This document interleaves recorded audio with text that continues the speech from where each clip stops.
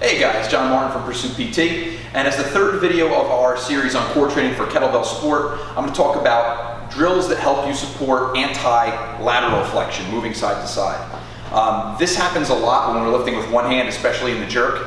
People can tend to use that side of their core a little bit. They also sometimes use a little rotation. We talked about rotation already in the first two videos.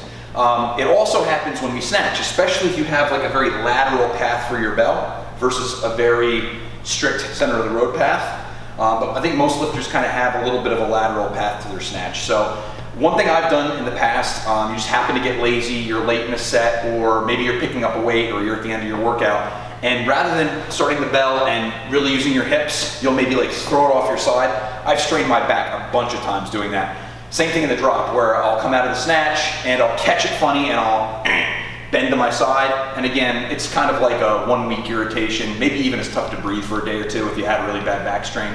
So it's something we just want to avoid in training. This is a really simple drill I think most people can do.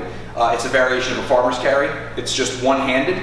And your job during the farmer's carry is just going to be stay as neutral as possible. Of course, with one weight, you're going to have to deviate a tiny bit, but as little as possible. From there, we'll just pick up the weight and walk one foot in front of the other. So it looks like this. Obviously, you want a pretty heavy weight. This is a 40 kilo. And what I'm going to do is keep my knees slightly bent, try to keep my trunk upright, ribs down, and just walk one foot in front of the other.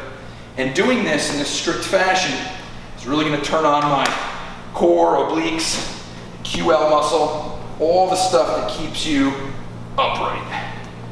Just like this. Careful turning.